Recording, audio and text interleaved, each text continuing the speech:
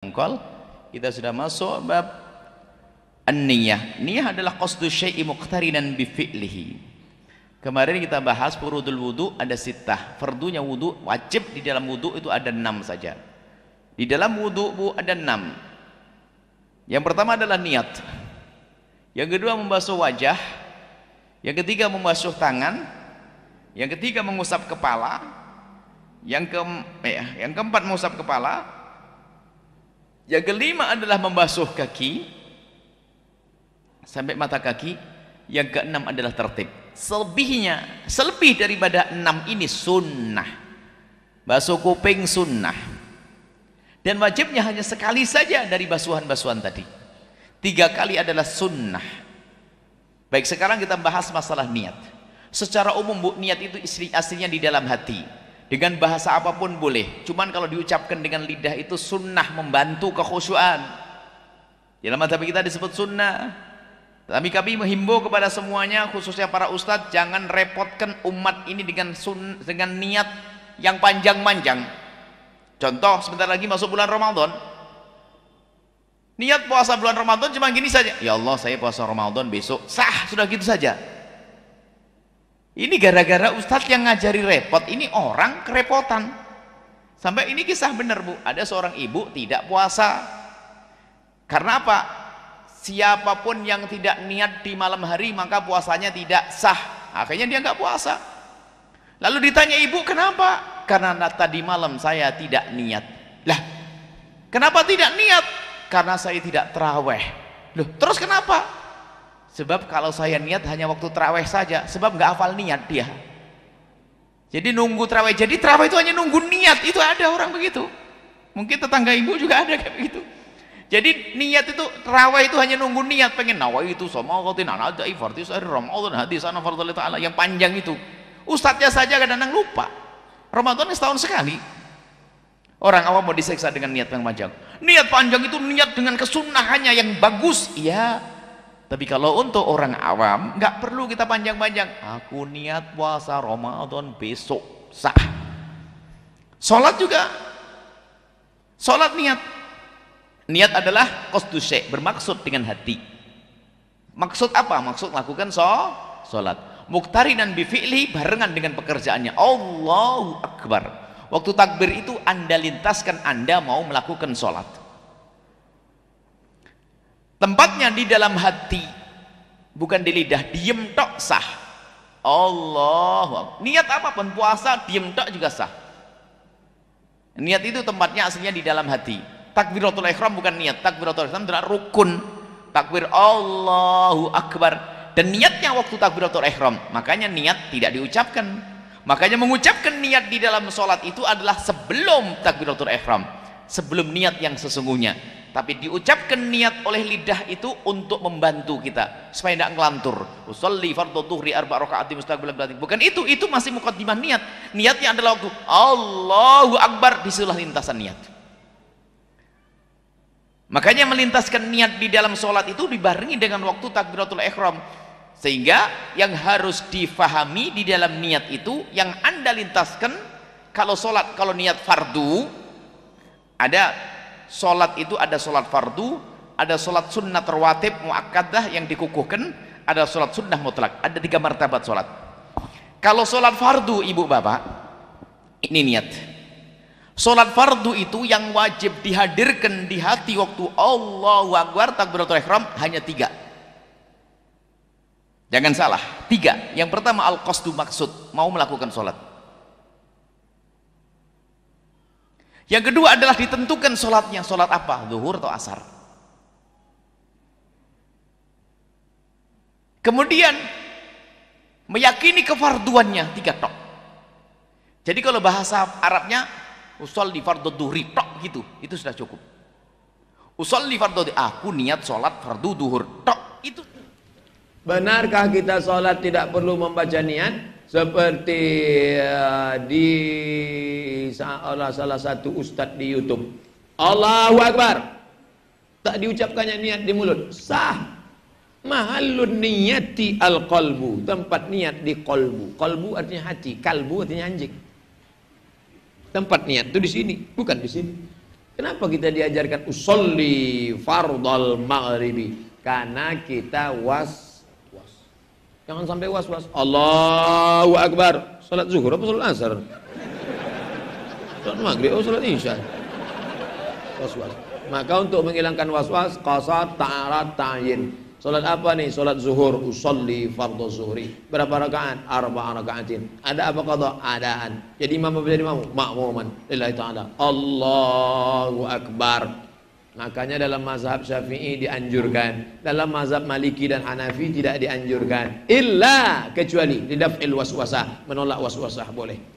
Jangan kelahi gara-gara ini. NU pakai usolli fardhu. Muhammadiyah enggak pakai usolli. Dua-duanya sah. Jangan kelahi gara-gara ini. Kelahi antara usolli dengan tak usolli sampai bertinju di masjid. Yang senang siapa? Yang tak sembahyang. Baik, persoalan tentang niat ya. Saya berikan langsung satu kitab karangan Imam Asy-Syafi'i namanya jilid pertama halaman 161. Oke. Sudah. Anda bertanya tentang posisi niat ada di mana? Ini bagus pertanyaannya. Baik. Kalau ingin dipanjangkan lagi apakah dilafadzkan ataukah cukup misalnya didiamkan, ya kan? Baik. Teman-teman sekalian, pertama lihat kaidahnya. Amalan yang kita kerjakan itu harus selalu bersanding dengan niat. Ya. Itu yang menjadikan persoalan atau aktivitas kita menjadi ibadah. Di semua mesti ada niatnya. Dengan niat maka aktivitas kita berubah menjadi ibadah. Bisa Anda mau bekerja, kalau cuma sekedar untuk cari dunia maka tidak ada nilai ibadahnya. Tapi kalau Anda niatkan karena Allah, Anda ucapkan berangkat bismillah. Kata Nabi, kullu amrin ribalin la yubda'u fi bismillahirrahmanirrahim fa huwa abtar. Anda ucapkan bismillahirrahmanirrahim, Anda berangkat atau minimal bismillah, maka tertulis pahala ibadahnya dari mulai kerja sampai selesai pulangnya. Nah, yang kedua, fungsi niat ini nanti akan membedakan antara satu ibadah dengan ibadah yang lainnya. Maaf, apa bedanya antara sholat zuhur dengan sholat asar? Bedanya apa? Niatnya. Ya, waktunya betul, tapi kalau Anda lakukan jamak, dikerjakan di satu waktu kan 4 rakaat juga. Di qasar malah 2 juga. Apa bedanya sholat subuh dengan 2 rakaat fajar? Dua-duanya 2 rakaat. Gerakannya sama, salamnya sama, bedanya dalam niatnya. Jelas di sini? Baik, nah sekarang hadis riwayat Al-Bukhari nomor hadis yang pertama, innamal a'malu binniyat. Segala perbuatan kita bergantung pada niatnya. Sekarang kita tarik dalam sholat. Kalau kita ingin sholat, kapan kita kemudian menghadirkan niat ini? Kata Imam Asy-Syafi'i, an-niyatu muqtarinan bit-takbir. Niat itu Anda hadirkan dalam hati Anda bersamaan dengan takbir. Jadi begitu Anda mengangkat tangannya begini, lisan mengucapkan Allahu Akbar, dalam hati Anda tujukan, saya berniat sholat zuhur. Jelas?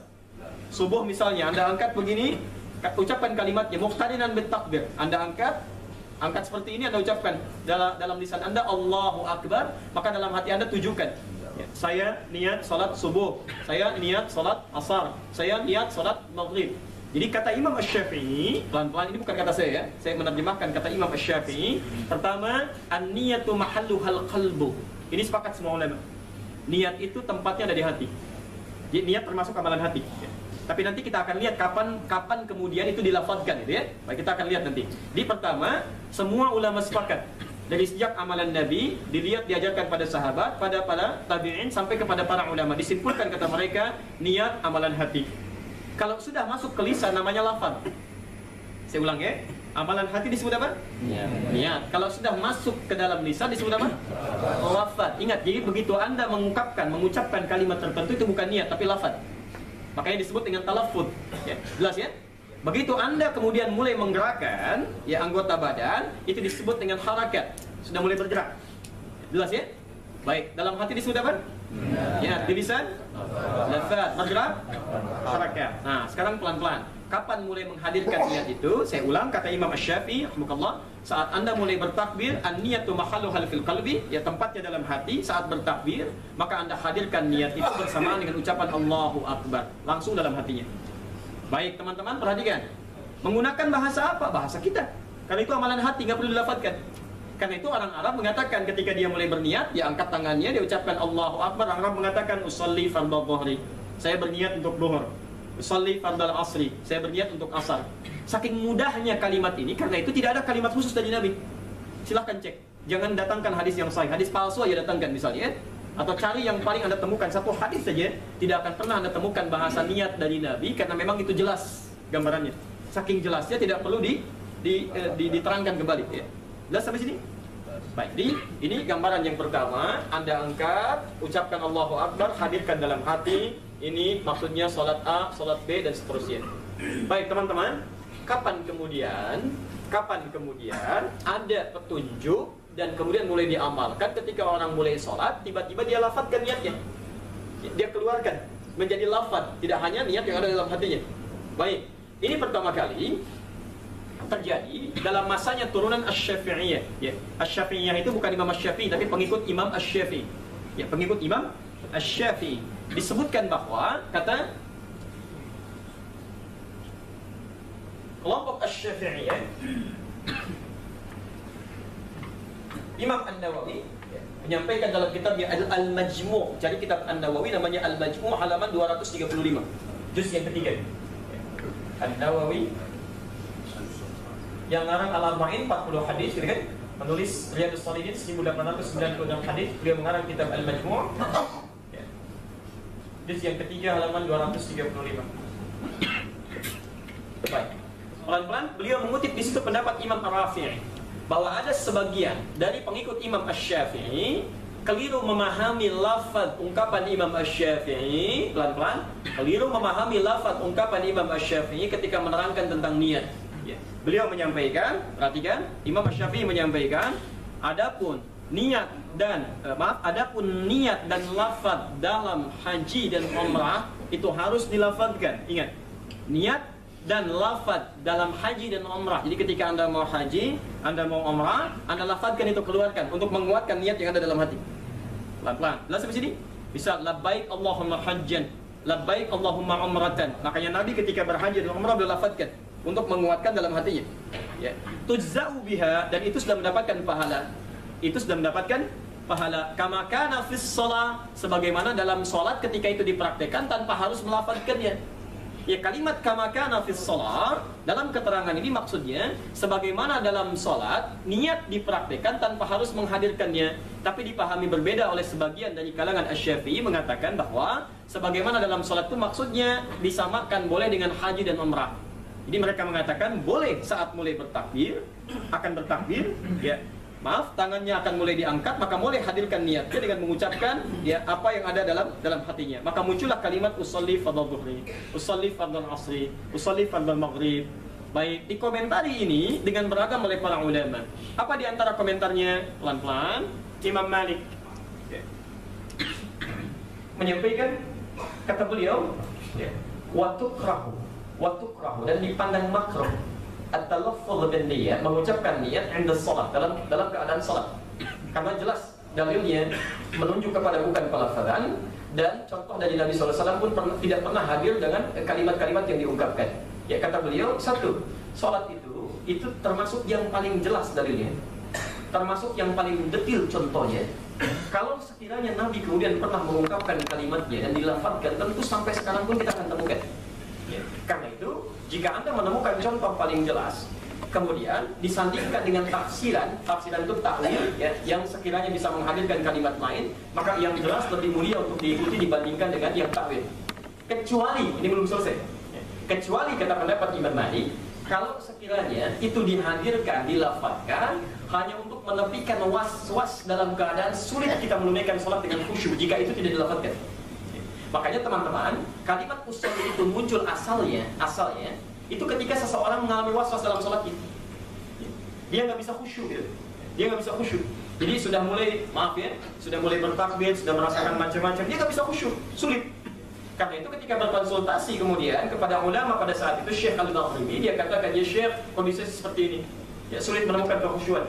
Maka beliau katakan, lafadzkan niatmu seperti Nabi melafadzkan niatnya dalam haji dan umrah. Hukumnya disebut dengan qiyas, khusus bagi orang ini yang tengah mengalami was-was luar biasa. Maka ketika dia melafadzkan niatnya usolli fardhu dhuhri, misal ya 4 rakaat lillahi ta'ala, menunaikan salat zuhur 4 rakaat karena Allah menghadap ke arah kiblat lillahi ta'ala, dia takut ternyata berhasil, maka tersebarlah ini. Ya. Kata Syekh ini dilafadzkan, kemudian praktekkan dari sini dan menyebar, dari sini menyebar. Asalnya, mohon izin, asalnya hanya untuk orang ini saja, dengan hukum yang khusus. Dengan hukum yang khusus. Nah, ini seringkali lupa kalau ulama berpendapat, Anda mesti lihat, ada yang hukumnya khusus, ada yang hukumnya luas. Nah ini hukum khusus dipraktekkan pada orang ini, tapi disebarkan maknanya sehingga menjadi menyebar. Ya, akhirnya apa? Orang yang tidak membutuhkan lafaz itu pun mengucapkan kembali. Dari sini kita ambil pendapat yang paling berpenahan. Kalau sekiranya sudah ada ketenangan dalam jiwa kita untuk memulai sholat, tidak perlu dilafazkan. Karena lafaz itu bukan bagian dari niat. Itu amalan lisan. Sedangkan Nabi SAW tidak pernah mencontohkan atau tidak memberikan dalil itu. Kecuali jika Anda berada pada situasi seperti tadi, sulit menemukan kekhusyuan di situ, maka sekiranya Anda boleh menghadirkan lafaz itu untuk meningkatkan kekhusyuan. Jelas sih? Ya. Oh, saya kira itu ya.